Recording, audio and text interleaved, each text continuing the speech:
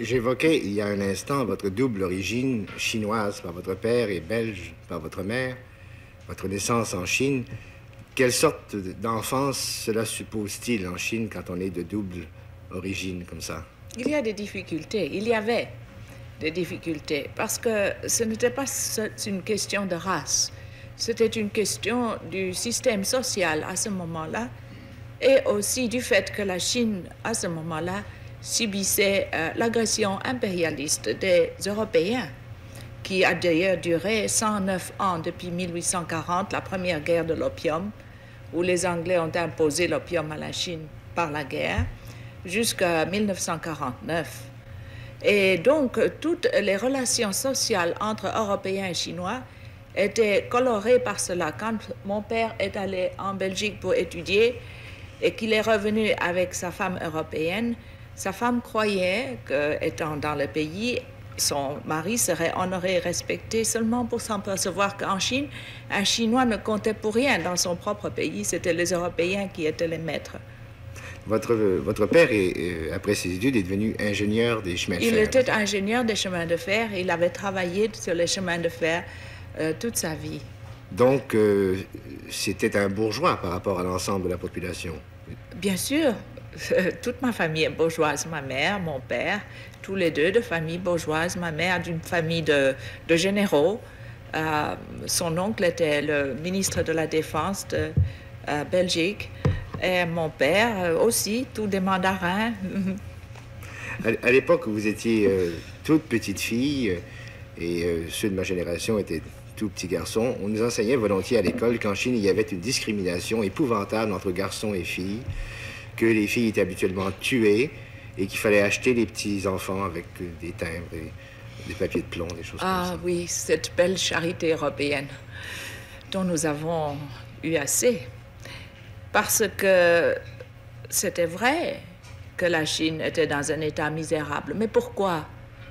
Parce qu'on lui faisait la guerre et puis on lui demandait des indemnités épouvantables, qui l'a ruinée d'ailleurs. Alors elle était ruinée.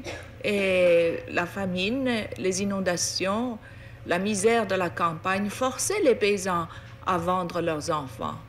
Et s'ils ne pouvaient pas les vendre, ils préféraient tuer les filles parce que trop de bouches à nourrir, eh bien, c'était mieux de les tuer que de les voir mourir de faim. Et ça a continué jusqu'à 1949. Je raconte dans Un été sans oiseaux comment, quand j'étais sage-femme au Sichuan, c'était encore la même chose. On vendait les enfants ou bien on tuait les filles parce qu'on ne pouvait pas nourrir. Et voilà, c'était ça la misère. Et les petites charités européennes là-dessus, ça ne faisait pas beaucoup d'impression.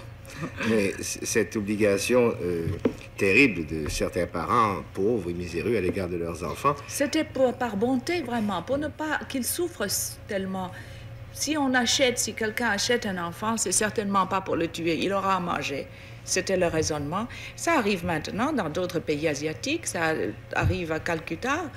Les gens vendent leurs enfants quand il y a une famine. C'est toujours la même chose. Ça arrivait en Europe, vous savez, auparavant. J'ai retrouvé des documents au XVIIe, XVIIIe siècle, au XVIIIe, XIXe siècle. Les gens dans la campagne qui avaient trop de misère vendaient leurs enfants aux usines.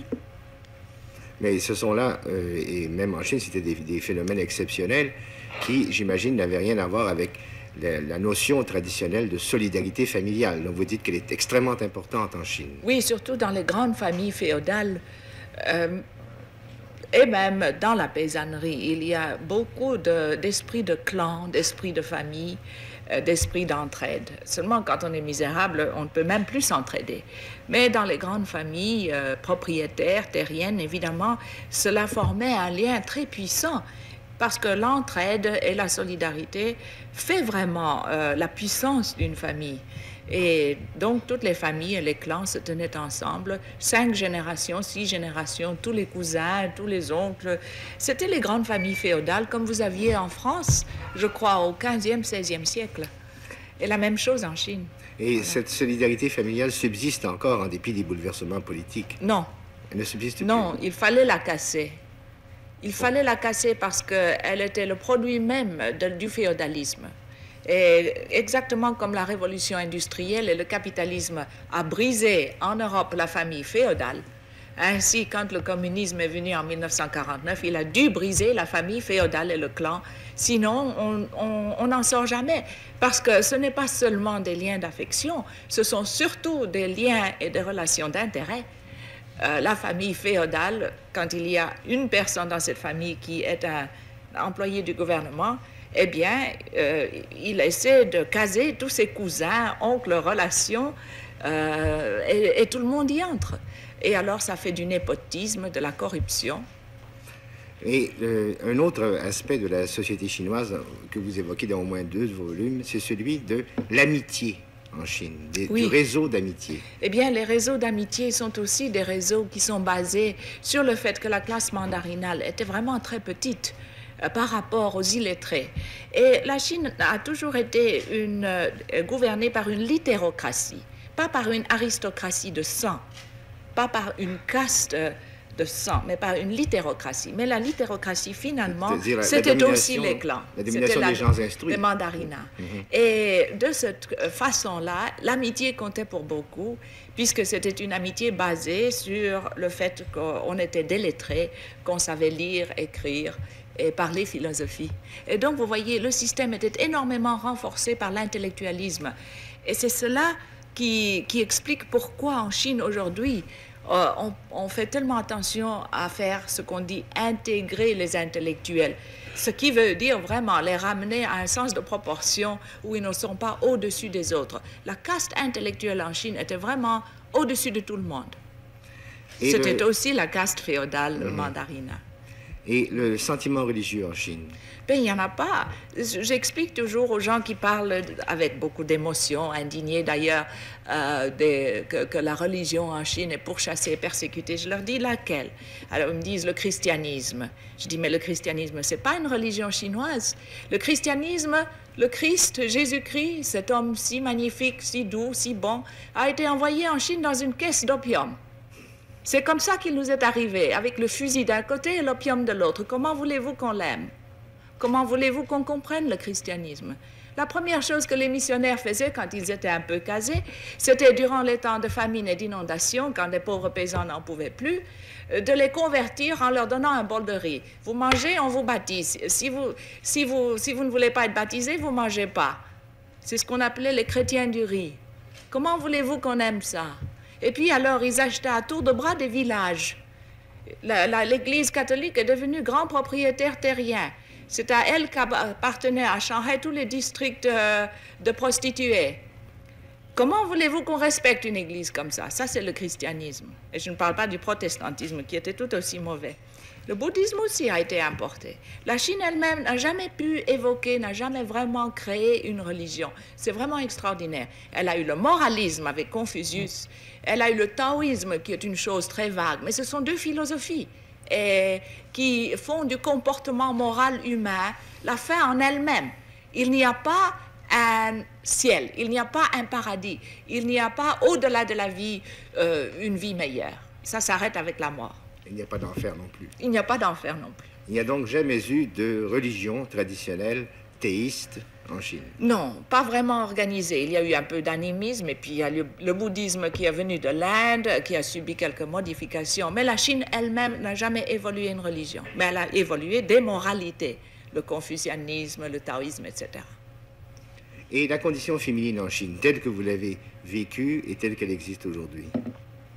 Oh, c'est très différent. C'est très différent. La condition féminine est une fonction du système. Alors, rappelez-vous le système féodal ici, en Europe, et appliquez ça un peu à la Chine, et c'est la même chose. Dans la paysannerie, la fille est mariée sans avoir jamais vu le monsieur à qui on la marie. On lui dit « tu vas te marier », puis c'est fini. Elle est mariée. Et voilà, l'homme a tous les droits, la femme en a très peu. Ça n'appliquait pas, évidemment, dans la petite couche occidentalisée qui, après la révolution de 1911, représentait la Chine, c'est-à-dire la bourgeoisie, la grande bourgeoisie auquel j'appartiens. Et ceux-là, évidemment, ils étaient tellement occidentalisés qu'ils avaient des vies où il était possible d'avoir des femmes médecins, des femmes avocats, etc. Mais c'était une infime minorité, quelque chose comme 3%, 5%, tandis que les autres, c'était encore le Xe siècle. Et les veuves, on ne les laissait pas se remarier. C'est vraiment très drôle, ce préjugé contre les veuves qu'on trouve dans le monde entier. Il paraît qu'on le trouve en Amérique aujourd'hui. Il y a beaucoup de veuves là qui me disent que c'est très difficile de se remarier si on est veuve. Mais en Chine, c'était terrible. Une veuve, même si elle n'avait que 10 ans, parce qu'évidemment, on faisait des mariages d'enfants, ou 12 ans, elle ne pouvait jamais se remarier du tout, toute sa vie. Et si elle essayait, on la tuait à coups de pierre. Et ça a continué jusqu'en 1956. La condition de la femme, c'était vraiment très, très embêtant. C'était pas du tout amusant. Mais vous apparteniez à cette petite couche dont vous venez de parler, pour laquelle le mariage n'était pas décidé par la famille. Oui et non. C'est-à-dire que, oui, j'appartenais à cette couche. Mais cela ne voulait pas dire que quand même, le mari avait des droits. Était possible de les exercer d'une façon auquel il n'y avait pas de recours à la loi. Il n'y aurait aucun recours à la loi.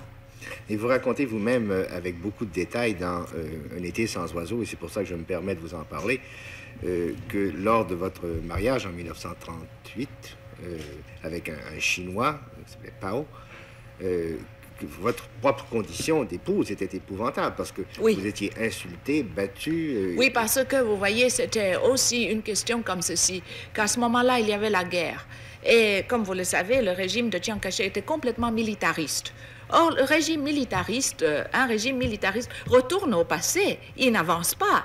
N'est-ce pas? Les régimes fascistes et militaristes, ce ne sont pas des régimes éclairés et libéraux, c'est des régimes qui retournent en arrière et qui vantent les vieilles vertus, le vieux patrimoine. Il y a toujours cette emphase sur le passé qui est beaucoup meilleur que le présent.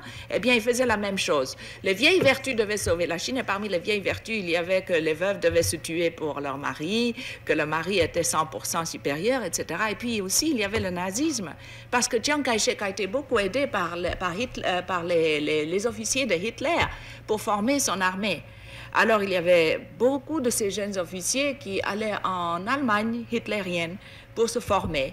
Et ils en revenaient tout farcis d'idées de racisme et de nazisme, et cela s'appliquait aux femmes. Alors, on a vu une rétrogression au lieu d'une progression, ce qui fait que la condition féminine est vraiment détériorée plutôt que d'avancer durant ces années-là. La mienne aussi. Et vous parliez il y a un instant de racisme, et vous présentez vous-même un cas assez étonnant pour les Occidentaux que nous sommes, un cas de victime de racisme à l'envers, parce que votre mari en particulier, vous en parlez, votre mari vous méprisait parce que vous aviez du sang européen, du sang blanc. Mais oui, parce que tout ça se tient ensemble, n'est-ce pas? D'abord, il y avait évidemment, à cause des déprédations de l'Europe, à cause du colonialisme, à cause de cette ignoble façon dont la Chine a été traitée, qui est vraiment... enfin, on n'a qu'à lire l'histoire pour le savoir, combien c'était épouvantable. Évidemment qu'il y avait de la haine, c'est bien mérité, mais au-dessus de ça, la classe supérieure, n'est-ce pas, avait la classe militariste, les militaires autour de Chiang Kai-shek avaient renforcé cela en le tournant en une espèce de racisme. Et c'est seulement que quand Mao Zedong est arrivé qu'il a débrouillé les idées en disant ce ne sont pas les peuples, ce n'est pas la race, il ne doit pas y avoir de racisme. D'ailleurs, il le prouve, comme vous le savez, puisqu'il a fait un héros de Norman Bethune, un héros canadien d'ailleurs. Tous les enfants, chaque personne en Chine aujourd'hui prend Norman Bethune, un docteur canadien, comme son héros, comme l'image et l'exemple qu'il doit suivre.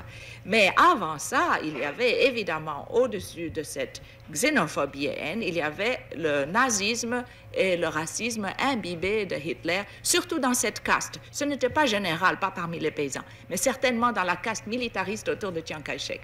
Et c'est ça qui était le plus drôle, c'est que les Américains se sont toujours imaginés que les Chinois les aimaient, alors que les Chinois ne les aimaient pas du tout, mais aimaient beaucoup leur argent.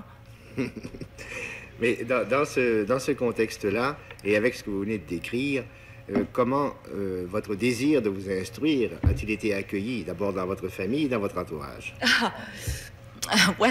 Dans ma famille, c'était le plus drôle, c'est que c'était ma mère qui était beaucoup moins progressiste que mon père. Mon père ne faisait pas d'objection à ce que j'étudie, c'est ma mère qui avait des idées. Évidemment, elle aussi, elle était retournée à son passé. Or, dans son passé de jeune fille bourgeoise bien élevée en Belgique, dans les années 1905 ou 6, une femme, évidemment, ne sortait pas sans une bonne derrière elle pour porter son missel à l'église. Elle n'étudiait certainement pas. Elle ne travaillait certainement pas. Alors, quand j'ai émis toutes ces prétentions, évidemment, ma mère a poussé des hurlements. Et quand même, je l'ai fait. Et plus tard, alors, avec mon mari, ça a été la même répétition.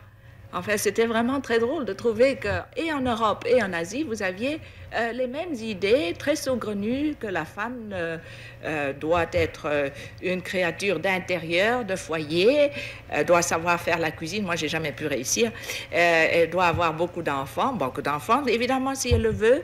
Mais comme ça, forcément, parce que c'était sa condition de femme, qu'elle ne pouvait rien faire d'autre. C'est là le hic. Si une femme veut bien faire ça, eh bien qu'elle le fasse. Mais si elle ne veut pas faire ça, elle devrait avoir le droit de pouvoir faire autre chose. C'est ce que vous avez démontré, mais on sent, en lisant votre autobiographie, une sorte d'acharnement que vous aviez à étudier. Et, absolument. Un désir très précoce de vouloir être médecin. À 12 ans, je voulais être médecin et j'ai toujours voulu être médecin. J'ai jamais voulu être écrivain ou lecturer, comment dit-on, conférencier ou autre chose. Tout ce que j'ai jamais voulu faire, c'était la médecine et je l'ai faite et je l'ai pratiquée pendant 15 ans et je suis très contente de ça. Vous avez un diplôme de chirurgien et de pathologiste? J'ai un diplôme d'Angleterre. Un diplôme de practitioner, de médecin, plus un petit machin en pathologie et public health, oui. Et ces études médicales, vous les avez faites en Europe, d'abord en Belgique? Non, j'ai fait d'abord en Chine, à Yenching University, à Pékin, et puis alors 3 ans en Belgique, jusqu'à 35 à 38. Et alors la guerre a éclaté en Chine, alors je suis rentrée en Chine. Alors, je ne pouvais pas étudier. Alors, j'ai fait sage-femme dans la campagne. C'est ce qui m'a beaucoup appris sur la condition de la paysannerie d'abord, la condition de la femme paysanne ensuite, les infanticides, la pauvreté, la misère, le féodalisme. Tout ce que je connais sur la Chine, je l'ai appris dans ces années-là. Et j'étais absolument convaincue qu'il devait y avoir une révolution. Et alors, après ça, j'ai fini en Angleterre et puis je suis retournée en Asie. Mais vous êtes né en 1917, donc 6 ans après la fin de la dynastie Mandchoue. C'est ça. Quels sont les premiers événements qui vous ont politisé? Les seigneurs de la guerre. Qu'est-ce que c'était que les Les seigneurs de la guerre? militaristes, la Chine ravagée par des factionnalismes, non seulement de province, mais même dans chaque province. Chaque province, chaque endroit étant affligé par des militaristes qui se disputaient entre eux. Vous avez d'ailleurs la même chose qui se développe en Indonésie aujourd'hui. Et tous voulant arriver au pouvoir en s'entretuant. Mais ils ne se tuaient pas beaucoup. Ils faisaient surtout beaucoup de dégâts parmi les déprédations, parmi la paysannerie. Très souvent, les militaristes se mettaient ensemble pour manger ensemble et puis, alors après ça, partaient en guerre l'un contre l'autre. C'était très féodal, tout à fait comme les barons. Vous savez, les barons féodaux, c'était comme ça. C'était exactement comme la période féodale où toute l'Europe était brisée en petites baronneries où ils se guerroyaient entre eux. C'est exactement la même chose qui est arrivée en Chine entre 1915 et 1930. Et quand vous étiez alors toute alors petite fille... on courait tout le temps, on avait peur parce que les militaires arrivaient, alors on s'en allait parce qu'on avait peur d'être pris, mais c'était plus facile pour nous que pour les Chinois parce qu'eux, on pouvait faire tout ce qu'on voulait avec les militaristes, pouvaient les rançonner ou les tuer ou n'importe quoi. Avec ma mère, c'était plus difficile. Ils avaient quand même peur un peu de toucher aux Européens. Alors, on se réfugiait de temps en temps, ici et là, sur le chemin de fer. Mon père était sur le chemin de fer. Il était très soucieux. Il disait, « Ah, ce général est venu, alors je dois quand même protéger mes wagons. » Parce qu'ils prenaient tous les wagons et les locomotives. Ils avaient toujours besoin de wagons et de locomotives. Alors, il fallait toujours essayer quand même de faire rouler le train parce que le train devait rouler. Et mon père, lui, il s'est acharné pendant des années à faire rouler les trains malgré les militaristes et les guerres et tout ça. C'était vraiment très intéressant et je me rappelle très bien de cette période-là. Ça m'a marqué très fort. C'est pour ça que j'ai très bien compris, je crois, pourquoi la révolution était essentielle. Mais la prise du pouvoir par Chiang Kai-shek a-t-elle mis fin à ce régime des seigneurs?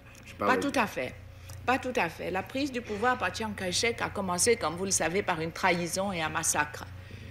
Il y avait un front uni avec les communistes. Dès qu'il a pu, il s'est tourné contre eux, les a massacrés et a pris le pouvoir de nouveau en militariste. Et pendant les 10 ans, entre 1927 et 1937, il y a eu 15 soulèvements militaristes contre lui aussi. Ce n'était pas fini. Et s'il n'y avait pas eu la guerre avec le Japon, il est certain que le chaos aurait continué. Parce qu'il était, lui, aussi un produit de cet âge, n'est-ce pas? Et il n'avait pas de solution sociale. S'il avait eu une solution sociale, vraiment il s'était mis au problème, qui était le problème de la réforme terrienne, le problème de la paysannerie, c'est certain que l'histoire serait différente. Mais il avait la mentalité d'un militaire, d'un militariste, il fallait le pouvoir militariste, et voilà, c'est comme ça qu'il n'a pas pu résoudre les problèmes de la Chine et que finalement, il a été battu. Il avait dès le début, je crois, l'appui des États-Unis. Il a encore d'ailleurs à Formose. Oui, la première fois qu'il a eu cet appui, c'est quand il a commencé en avril 1927 à tuer les communistes. D'ailleurs, ça a été très bien décrit par Malraux, André Malraux, qui, vous le savez, dans La condition humaine. Justement, récemment, j'ai dû faire le scénario de La condition humaine. On va porter ça à l'écran. Et c'est vous qui avez fait le scénario? Et c'est moi qui ai fait le scénario. Je connais M. Malraux. Et nous en avons parlé. Et vraiment, il a décrit ça très bien. C'est un livre que vraiment on devrait lire pour comprendre la Chine. Comment Chiang Kai-shek a tourné. Kazakh ou capot. Oui, turncoat. Et comment il a tourné, comment il a massacré ceux qu'il avait mis au pouvoir. Parce que ce sont les ouvriers et les paysans qui se sont soulevés et qui ont pris la ville et puis qui le lui ont donné. Et alors après qu'il le lui avait donné, une semaine après, il les a massacrés. Alors, c'est très intéressant. Et ça se reproduit d'ailleurs maintenant partout. En Indonésie, ça s'est reproduit, ces bains de sang. Ça va encore se produire autre part, les coups militaires. Et il a fait donc ce coup militaire. Mais il ne pouvait pas résoudre la question sociale, la question terrienne. Et c'est cela, n'est-ce pas, qui est tellement important, c'est que du moment qu'il ne pouvait pas la résoudre, ça devait être résolu d'une autre façon. Vous comprenez? Et voilà. Mais le principal opposant déjà à cette époque-là de Chiang Kai-shek, c'était Mao Tse-tung, qui était à ce moment-là un jeune homme, ou presque. Personne ne parlait de Mao Tse-tung en 1927, n'est-ce pas? Personne ne le connaissait. D'ailleurs, ce qui est extrêmement drôle, si on lit la littérature de ce temps-là, c'est que Mao Tse-tung, déjà en 25-26, avait dit qu'il faut s'appuyer sur la paysannerie. Or, le Parti communiste chinois, qui avait commencé seulement en 1921, était tout fait d'intellectuels. Or, les intellectuels, vous savez, ils ne comprennent pas toujours très bien les choses. Ils n'ont pas d'expérience pratique. Alors, ils ont beaucoup de théories, mais ils n'ont pas l'expérience pratique. Et Mao Tse-tung avait cette expérience pratique, c'était un paysan. Alors, il a dit, il faut s'appuyer sur la paysannerie. Et eux, ils disaient, non, prenez les villes. Or, les villes en Chine, c'est 10%, 12% de la population. La paysannerie, c'est 90% de la population. Bien sûr que si vous voulez faire une révolution, vous vous appuyez sur la majorité. C'était vraiment simple comme tout, ils ne pouvaient pas comprendre ça. Alors, ils se sont laissés faire. Chen Tu-sio, qui était le chef du Parti communiste à ce moment-là, a préféré croire Chiang Kai-shek plutôt que de croire ses propres paysans, ses propres ouvriers qui disaient « Attention, on va nous massacrer ». Il a dit « Non, non, non, rendez vos armes ». Ils ont rendu les armes et ils ont été massacrés. Et c'est la grande leçon que Mao Tse-tung a compris, qu'il ne faut jamais rendre ses armes à un militariste et qu'il ne faut pas leur faire confiance. Et alors, il est parti pour la campagne et il y avait seulement 700 personnes qui l'ont suivi et il a tout recommencé. Et c'est pour ça que... 700 personnes en Chine, c'est rien. Ben, c'est rien, c'est rien. Et c'est pour ça, n'est-ce pas, que le peuple, vraiment, et surtout la paysannerie, croit en lui parce qu'il est toujours resté de leur côté. Ce que je veux dire, c'est ceci, c'est qu'il arrive, n'est-ce pas, que quand un homme devient puissant et qu'il réussit, alors... lui et ses compagnons forment une nouvelle classe, n'est-ce pas, et qu'ils commencent à se détacher des intérêts du peuple qu'ils ont représentés jusque-là, qui commencent à les oublier. Eux aussi, ils commencent à devenir autoritaires et tyranniques, etc., etc. Or, Mao Zedong a prouvé que, malgré tout et malgré ses 75 ans, il n'a jamais oublié le peuple, puisque dans la révolution culturelle, il a tout recommencé et tout remis en question encore une fois, parce qu'il avait peur que le parti dégénérait en une tyrannie bureaucratique comme on l'avait vu sous Staline et qui a amené la Russie à son jour d'aujourd'hui. Mais le portrait que vous tracez de Mao Tse-tung est un portrait favorable. Je suis sûr qu'il étonne ceux qui ne le connaissent qu'à travers la presse occidentale où on le décrit comme une sorte de dictateur assez simpliste. Et d'ailleurs, on le fait mourir de temps en temps. Oui, de temps en temps. On a tué Mao Zedong 47 fois depuis 1927. 47 fois, j'ai calculé parce que je suis en train d'accumuler du matériel. On l'a tué 47 fois. Il a été frappé de paralysie 12 fois. Il ne peut plus parler au moins 5 fois. Il parle très bien. Il y a beaucoup de gens en ce moment avec qui il est en train de parler. Toutes sortes de choses comme ça. C'est vraiment très ridicule. Ce qui est le plus ridicule, c'est qu'on publie ses pensées. Non, ses mensonges. Oh, oui. On publie ses mensonges et puis les gens le croient. Et puis 6 mois après, on publie quelque chose d'autre. Je crois qu'il a le parkinsonisme, qu'il est paralysé, qu'il a une maladie du foie, qu'il ne voit plus. Toutes ces choses-là, on raconte. Et puis alors, il apparaît, il parle, on le voit. Mais c'est vraiment très ridicule. Parce que ce n'est pas comme ça. C'est le plus grand homme de ce siècle. C'est vraiment un grand homme. Je crois, si vous lisez, malheureusement, les gens ne lisent pas et ils ne se donnent pas la peine. Ils croient qu'ils savent parce qu'ils lisent des petits extraits ici et là dans les journaux. Ils croient qu'ils connaissent tout. Pas d'expérience pratique, n'est-ce pas? Eh bien, s'ils se donnaient vraiment la peine de lire un peu sa vie et ce qu'il a écrit, je crois qu'ils auraient des idées différentes, qu'ils comprendraient pourquoi en Chine, c'est le plus grand homme que la Chine ait jamais produit. Ça, il n'y a pas à en douter. C'est le plus grand homme que la Chine a jamais produit. Et ce n'est pas la partisanerie qui vous fait parler. Oh non, c'est pas la partisanerie, parce que moi, j'avais pas du tout cette idée-là en 56 ni en 60. C'est parce que je me suis mis, moi, à bien étudier tout ce qui est arrivé. Et que j'ai beaucoup débattu et beaucoup critiqué chaque fois que je rentrais en Chine, mais j'avais des critiques, j'avais des listes comme ça, des choses à demander pourquoi vous faites ceci, pourquoi cela, pourquoi cela. Mais c'est en 1960, à la fin de 1960, que j'ai commencé à comprendre. Et j'ai commencé à comprendre à cause de la dispute avec la Russie. Et avec la révolution culturelle aussi, j'ai commencé à comprendre, non pas qu'il est parfait, je ne dis pas qu'il est parfait, je ne dis pas qu'il est infaillible, d'ailleurs c'est lui le premier qui ne le dirait pas, mais que c'est vraiment un grand homme qui essaie de faire de son mieux pour l'humanité. Pas seulement pour la Chine, alors? Pas seulement pour la Chine, pour l'humanité. Mais qu'est-ce qu'il représente pour la Chine et, disons, pour le reste de l'humanité qui n'est pas dans le camp occidental, pour le tiers-monde, par exemple? Mais il n'y a pas de camp. Il n'y a que des êtres humains. Et nous devons tous apprendre à vivre ensemble. Pour les 3/4 de l'humanité qui n'est pas réfugiée, isolée, car les Occidentaux sont très isolés aujourd'hui. Ce n'est pas la Chine qui est isolée, c'est l'Occident qui est isolé. Pour les autres 3/4 de l'humanité, Mao Zedong, plus que 3/4, n'est-ce pas? Parce que vous n'êtes que 400 millions. Pour les 5/6 de l'humanité, Mao Zedong, c'est l'espoir du monde. Et l'Occident qui veut s'emmurer et ne pas comprendre ça, se fait du tort. C'est ça qui est tragique. Ce qui est tragique, c'est ce refus de voir et de connaître. D'ailleurs, Jésus-Christ l'avait dit, il a dit, mais bienheureux ceux qui ont des yeux pour voir et ceux qui ont des oreilles pour entendre, n'est-ce pas? Est-ce que vous faites un rapprochement entre Mao Tse-tung et Jésus-Christ? Moi, je lis toujours la Bible. Je suis catholique.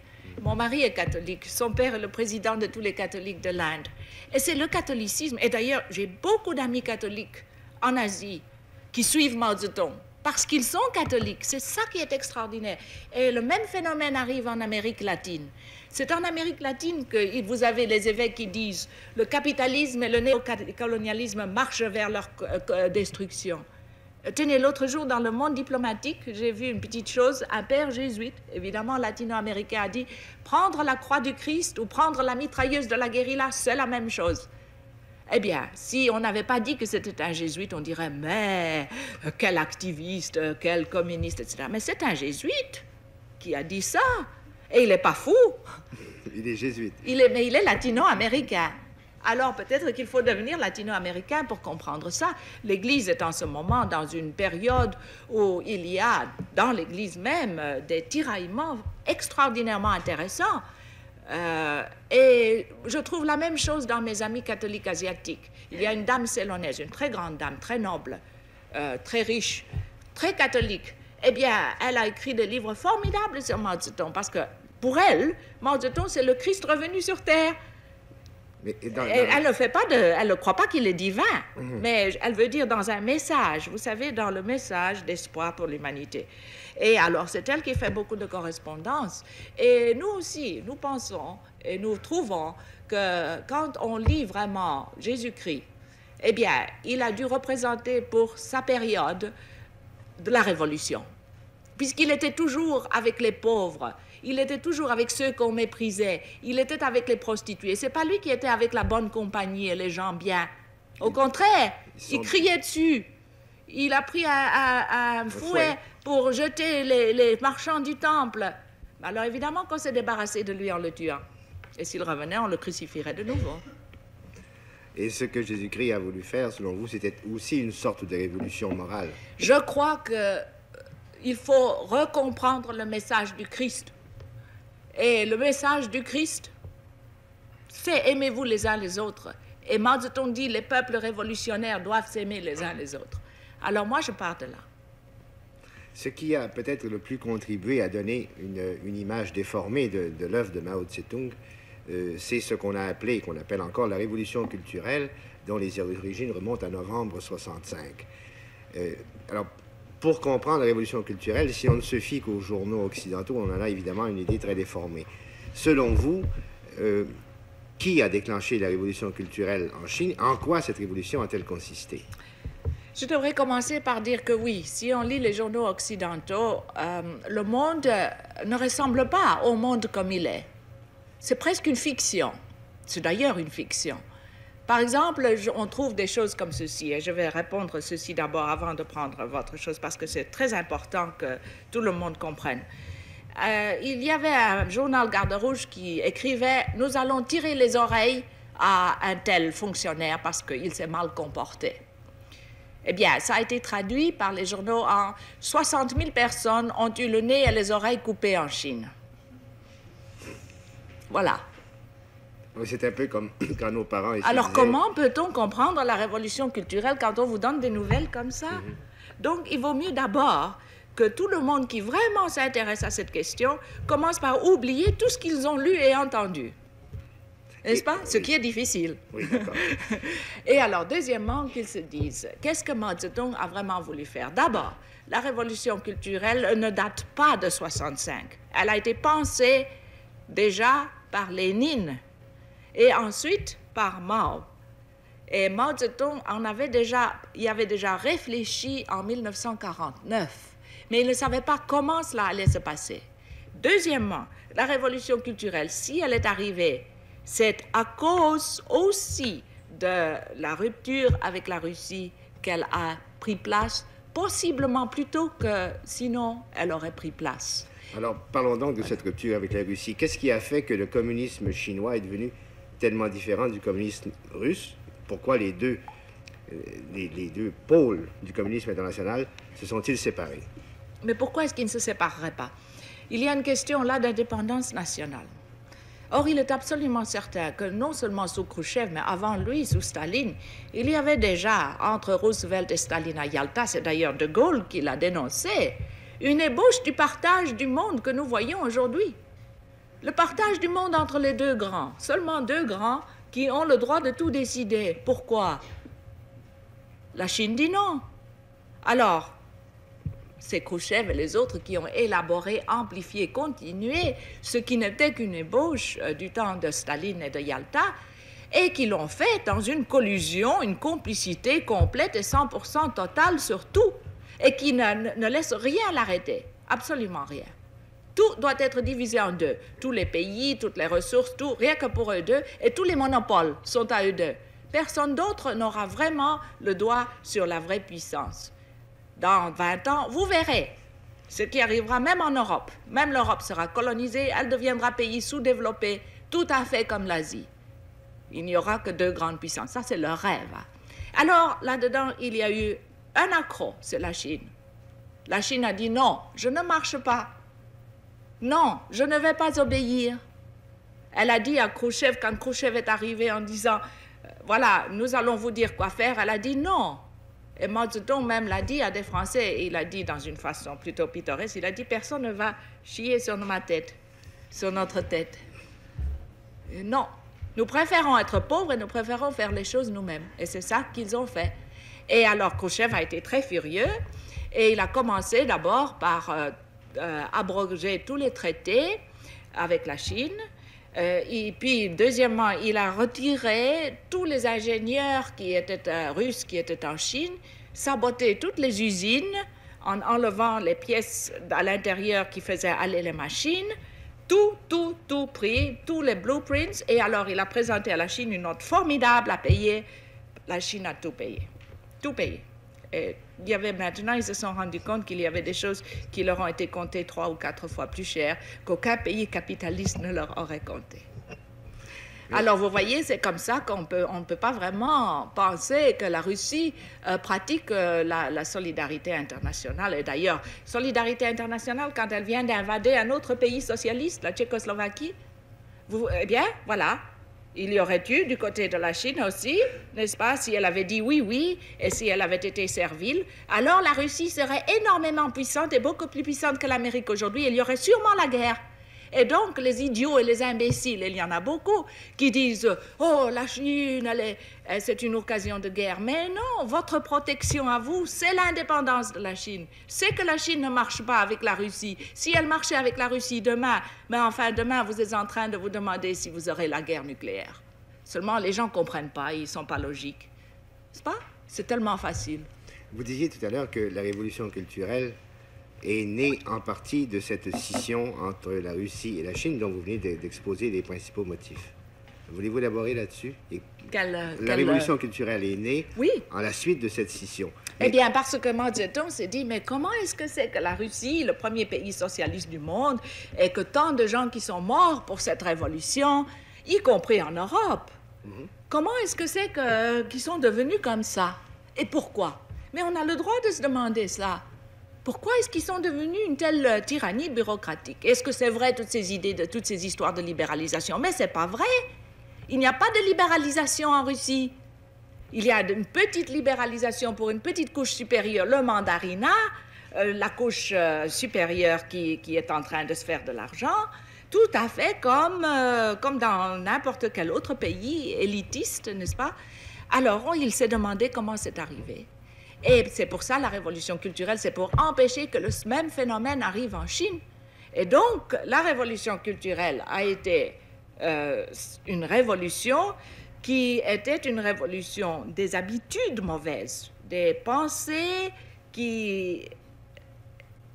égoïstes, agressives, du retour en arrière, de toutes les vieilles coutumes et habitudes qui étaient mauvaises pour l'individu, en ce qu'elle fomentait, n'est-ce pas, cette espèce d'égoïsme, de chauvinisme, de xénophobie, de tout cela. Tout cela, Mao Zedong a voulu abattre. Et il a surtout voulu abattre sa propre bureaucratie. Et c'est ça que les gens n'ont pas compris. C'est qu'il a donné donc le pouvoir aux masses. C'est-à-dire qu'il a dit, allez-y, critiquez les gens du parti. Quel autre chef communiste, je vous demande, a demandé aux masses populaires de critiquer son propre parti, de critiquer les fonctionnaires qui s'étaient mal conduits dans le parti, et qui donc a créé dans ces comités révolutionnaires des alliances où il y a des masses populaires qui ne sont pas des membres du parti, mais qui donc représentent un système beaucoup plus démocratique qu'on n'a jamais vu en Asie ou dans les pays socialistes, n'est-ce pas? C'est ça qui est intéressant. On parle de révolution culturelle encore à l'heure actuelle et en Occident parce que les jeunes se révoltent devant un certain système qui ne leur plaît pas et qui n'assouvit pas leur désir profond. Et on fait une relation entre cette révolution culturelle et celle de Chine. Mais est-ce qu'il n'y a pas une différence profonde? Il n'y a pas de révolution culturelle ici. Alors, pour essayer de comprendre ce qui se passe, Pas du tout comme en Chine. alors dites-nous exactement en quoi ça a consisté en Chine, la révolution culturelle. Eh bien, ça a consisté, comme je vous dis, d'abord dans une étude approfondie de Mao Zedong depuis 1959 jusqu'à 1965, il a pris 6 ans là-dessus, de ce qui était arrivé en Russie. Deuxièmement, dans une investigation totale par des milliers et des millions de jeunes étudiants intellectuels envoyés dans la campagne de ce qui arrivait vraiment. Oui, alors Mao Zedong a donné aux jeunes le droit de contester. Voilà. Alors, troisièmement, la contestation par les jeunes de tout ce qui était vieux et pourri et la découverte par les jeunes gardes rouges de ce qui était mauvais dans la société. Par exemple, qu'il y avait des gens qui étaient des vieux propriétaires terriens qui étaient revenus, toutes sortes de choses que j'ai d'ailleurs dénoncées. La liste est longue. Quatrièmement, l'enrôlement alors des travailleurs. Cinquièmement, le pouvoir aux travailleurs, pas aux gardes rouges, pas aux jeunes intellectuels. Sixièmement, les travailleurs alors et les jeunes s'intègrent et les jeunes vont étudier chez les travailleurs. C'est-à-dire, ce n'est pas les jeunes et les intellectuels qui doivent dire aux travailleurs quoi faire. C'est les travailleurs qui s'intègrent avec les jeunes et les intellectuels. Et les jeunes et les intellectuels, les gardes rouges, sont maintenant à la campagne, dans les usines et partout où ils travaillent, étant devenus, eux, à leur tour, travailleurs intellectuels. C'est vraiment une opération formidable sur un quart de l'humanité. Une opération, il n'y a rien comme cela ici, c'est tout à fait différent ici. Oui, parce que c'est Mao Zedong qui avait pris, par exemple, la décision de fermer les universités et les Oui, lycées. oui, bien sûr, parce qu'il fallait faire la refonte de l'éducation. Là, les investigations avaient montré que comme l'éducation était encore dans les mains de la bourgeoisie d'avant, n'est-ce pas? Parce qu'on n'a pas tué la bourgeoisie en Chine, on ne l'a pas liquidée. Eh bien, que tout recommençait. Ils avaient, par exemple, à l'entrée, à l'examen d'entrée, il y avait 80% des candidats qui se présentaient étaient de classe paysanne ou de classe ouvrière et 20% de la bourgeoisie. Eh bien, en 4e année, quand ils en sortaient, 80% des sortants diplômés étaient de la bourgeoisie et 20% des autres. Qu'est-ce qui était arrivé durant ces 4 ans? C'est très intéressant. Et cette espèce de népotisme où les vieilles traditions familiales de la propriété terrienne reprenaient, où les gens qui se connaissaient bien par amitié, la famille d'un tel, par exemple, disons ma famille Zhou, bien connue dans ma province, eh bien, elle avait beaucoup plus de chances d'avoir ses fils réussir à l'université parce qu'on savait que le grand-père avait été magistrat, etc., qu'un pauvre petit qui venait de la campagne et qui n'avait personne pour le pistonner. De sorte que le petit qui venait de la campagne, le devenu ouvrier, se sentait aliéné dans... Tout à fait aliéné dans la chose. Et voilà pourquoi la révolution des jeunes... Ce qui est extraordinaire, c'est que Mao Zedong était du côté des jeunes, pas contre eux. Donc vous avez là tout à fait le renversement de ce que vous trouvez, par exemple, aux États-Unis ou autre part, où vous avez les jeunes qui contestent, qui ont la société vraiment contre eux, tandis que là, vous aviez Mao Zedong du côté des jeunes, mais la tyrannie bureaucratique, les fonctionnaires contre eux. N'est-ce pas? Ce qui est très intéressant. Mais est-ce que la révolution culturelle a eu des bons et des mauvais côtés? Ah, bien sûr qu'elle a eu des mauvais côtés. Il est impossible de faire une chose comme ça sans avoir des mauvais côtés. Et malgré qu'en août 66, c'était formel qu'il ne fallait pas employer la violence. Je ne parle pas des autres, il y a beaucoup d'autres choses, d'autres résolutions qui avaient été passées. Malgré que c'était formel qu'il ne fallait pas employer la violence, il y a eu de la violence. Et la violence, c'était parce que nous pouvons la distinguer en 3 parties. Une parmi les gardes rouges. La violence entre les gardes rouges, ce n'était pas dicté par le gouvernement. Ce n'était pas voulu. C'est parce que quand vous avez 30 millions de jeunes qui se démènent, eh bien, vous en avez quand même quelques-uns parmi eux qui sont mauvais, n'est-ce pas? On ne peut pas dire que tout le monde est des anges. Et c'est certain qu'au bout de 6 mois, 1 an, parmi ces jeunes, il s'était formé distinctement des gangs, des groupes qui étaient très mauvais. Des ultras. Des ultras. Non seulement, oui, mais les mauvais en trois genres. D'abord des ultras de gauche, comme des trotskistes, vous savez, anarchistes, terroristes, on tue tout le monde, etc. Il y en a toujours ça. Tout mouvement a des gens comme ça. D'ailleurs, on a vu la même chose à Paris. n'est-ce pas, à Paris, parmi les étudiants, il y en avait qui étaient des trotskistes et qui ont vraiment fait de la casse. Et alors, comme ça a donné des excuses et de provocations pour ce qui est arrivé. Mais ce n'était pas l'idée du tout de le faire comme ça. Alors, il y avait les ultras de droite aussi, qui étaient surtout les fils à papa des grands fonctionnaires qui allaient être évincés. Alors, eux, n'est-ce pas, ils ont dit à leurs fils, attention, fais de l'ultra garde rouge. Et c'est comme ça qu'il y a eu de la violence parmi les gardes rouges. Les gardes rouges, à un moment, il a dû y avoir au moins 3000 factions, ils se battaient tous ensemble, l'un contre l'autre. Mais il y en avait aussi, ça c'était le mauvais côté, mais je crois que ça n'a pas pu être plus que 10% à 15% des gardes rouges. Tandis que les bons, on n'en parle jamais. Des bons qui ont été vraiment dans la campagne, qui ont aidé les travailleurs, qui ont fait les récoltes avec eux, qui sont partis pour les villes, qui ont vraiment été très bien. On ne parle pas de ceux-là, on ne parle que des mauvais. Alors évidemment, il y a aussi eu des agents du Kuomintang. Vous savez qu'en Chine, chaque année, ils retournent en Chine 140 000 Chinois d'outre-mer pour aller voir leur famille. Ce n'est pas connu, on ne le met pas dans les journaux, mais chaque année, on entre et sort en Chine à peu près 140 à 150 000 personnes. Et c'est parmi ceux-là, qu'il y avait des agents du Kuomintang qu'on a trouvés. Et eux ont fait aussi du sabotage. Alors, il y a eu le retour, n'est-ce pas, des revanchistes, les vieux propriétaires terriens, encore une fois, pas liquidés, parce que Mao Zedong ne liquide pas, n'est-ce pas? S'il peut sauver quelqu'un, comme il dit, couper une tête, c'est rater quelque chose. Il vaut mieux changer les personnes, mais pas couper les têtes. Et donc, ces gens-là, évidemment, profitant de tout cela, sont aussi revenus. Donc, il y a eu de la violence.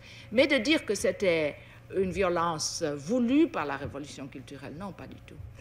De crainte que les gens qui vous écoutent ne vous considèrent comme une propagandiste payée par le régime de Mao Tse-tung, je vais vous faire préciser, vous avez dit tout à l'heure que vous étiez catholique. Est-ce que j'ai pas besoin d'argent, vous savez. Les gens achètent mes livres beaucoup. Je viens d'apprendre que les 25 000 premiers étés sans oiseaux sont partis à Paris en 10 jours. C'est quand même extraordinaire que vos livres, par exemple, ne soient pas publiés en Chine. Non, pas du tout, puisqu'ils sont bourgeois. Oui, ils sont interdits. Je suis une bourgeoise, j'écris des livres bourgeois qui ne sont pas du tout d'après l'explication marxiste. N'est-ce pas? Je ne suis pas marxiste, bien sûr.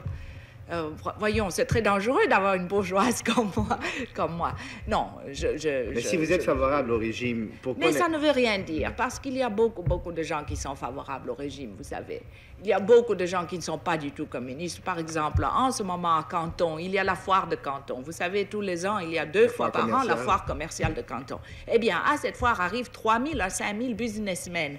Vous me direz que tous ces businessmen sont des communistes, mais non, voyons, ce sont des capitalistes.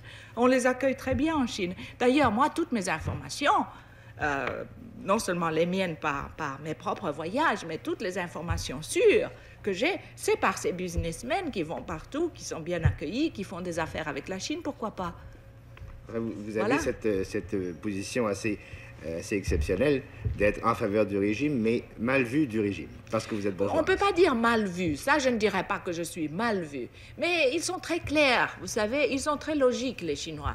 Ils ne vous demandent pas d'être avec eux. D'ailleurs, ils préfèrent que les choses soient claires. C'est pas la peine, et ça je dis toujours aux jeunes qui se disent aux marxistes, etc. Je dis attention, vous êtes tous des bourgeois, vous savez. Vous êtes des bourgeois. Nous sommes tous bourgeois. Parce que nous vivons dans une société bourgeoise. Alors, ce n'est pas la peine.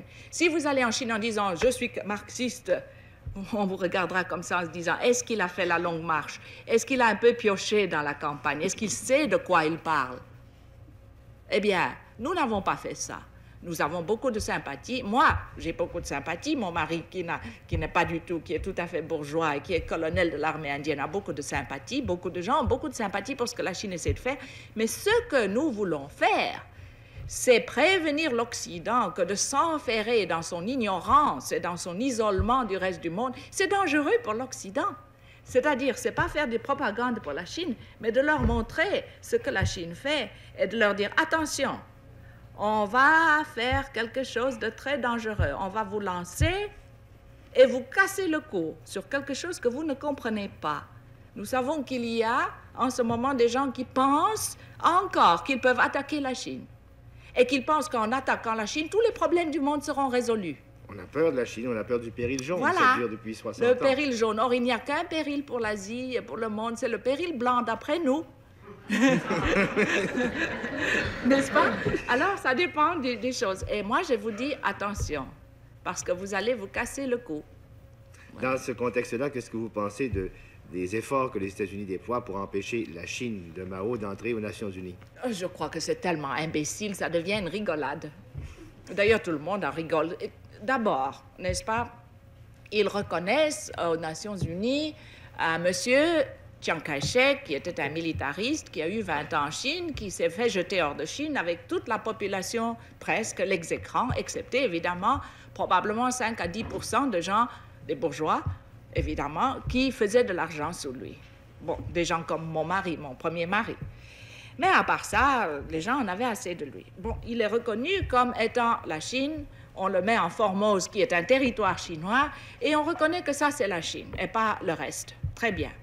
Eh bien, d'abord, ça dure depuis longtemps, et il y a au moins la moitié des pays du monde qui en ont eu assez de cette idiotie et qui ont reconnu la Chine. N'est-ce pas? Donc, aux Nations Unies, il y a beaucoup de gens qui ont reconnu déjà la Chine. Bon, il y en a d'autres qui ne le reconnaissent pas, on leur fait un peu de pression quand ils ont besoin de reconnaître, quand ils veulent reconnaître, bon, ils ne reconnaissent pas. Quel mal ça fait à la Chine? Ça fait beaucoup de mal aux Nations Unies. Qu'est devenu les Nations Unies? Une espèce de club où on boit du whisky et on fait beaucoup de longs discours sur quoi? Pas sur le Vietnam, pas sur la Tchécoslovaquie, pas sur Biafra. De quoi parle-t-on là? De toutes les choses qui ne font pas, qui ne sont vraiment pas importantes pour les deux grands. On ne parle pas des véritables problèmes du monde. Alors, vous savez, ça devient un petit club de troisième ordre. Qui veut y entrer, peut y entrer. La Chine devrait avoir sa place, c'est-à-dire le gouvernement de Chine devrait avoir sa place là, au lieu du gouvernement qu'on reconnaît là et qui est périmé. Eh bien, ils attendront. Ça ne leur fait pas de mal. Comme il reste juste un peu plus de 3 minutes, je voulais vous demander, en conclusion, quels sont vos espoirs, vos prédictions sur les possibilités de coexistence pacifique entre le monde capitaliste, le monde soviétique et le monde chinois. Est-ce que c'est possible? Je vous ai déjà dit que la paix du monde dépend sur l'indépendance et la puissance de la Chine. Un pays faible, c'est une tentation pour la guerre. Pas un pays fort. Parce que, et voilà une chose que je crois qu'il y a des gens au Canada qui ont commencé à reconnaître, c'est que la Chine, vraiment, dans son évolution future, le plus vite qu'elle devient forte et puissante, le plus tôt peut-être qu'on aura la paix, la vraie paix au monde, et pas cette espèce de paix loupée, une espèce de coexistence entre les deux grands qui est vraiment un néocolonialisme nouveau. Et alors, c'est cela vraiment que la révolution culturelle veut dire. Est-ce que la Chine va devenir comme les autres et faire un partage à 3? Non. La Chine a refusé le partage à 3. Elle a refusé complètement d'oublier les pauvres, d'oublier les peuples révolutionnaires. Et voilà là la grande question, et il faut que l'Occident le comprenne. Et récemment, McNamara, ancien secrétaire de la Défense, disait en substance aux pays sous-développés, pour bénéficier de l'aide américaine, il faut que vous fassiez du family planning, il faut que vous fassissiez de la contraception massive. Quelle est votre position là-dessus? Ma position, c'est que le pape a raison. Sur la pilule? Le pape a complètement raison sur la pilule. Expliquez-vous. Parce qu'il n'a pas pensé seulement, encore une fois, à la petite minorité occidentale isolée qui veut faire du planning pour sa propre convenance. Il a pensé à l'Amérique latine, qui est sous-peuplée, qui n'a que 5 personnes par kilomètre carré. C'est-à-dire 15 fois moins qu'en Europe. 15 fois moins qu'en Europe, qui a besoin de gens pour la développer et à qui M. McNamara a dit « vous devez absolument vous stériliser ». Pourquoi? C'est du génocide déguisé. C'est pour pouvoir empêcher qu'il y ait là vraiment des populations qui peuvent être indépendantes. C'est pour en faire des colonies dont on extrait tout ce qu'on veut. Et voilà ce que le pape a vu, mais il a vu aussi autre chose. Il a vu que de dire oui à la pilule, amènerait une chose que l'archevêque de Recife a dit. Il a dit, si le pape avait dit oui à la pilule, chaque femme, chaque jeune fille en Amérique latine serait à ce moment-ci bourrée par compulsion de contraceptionnel. On le lui mettrait dans son manger, on le lui donnerait à l'école.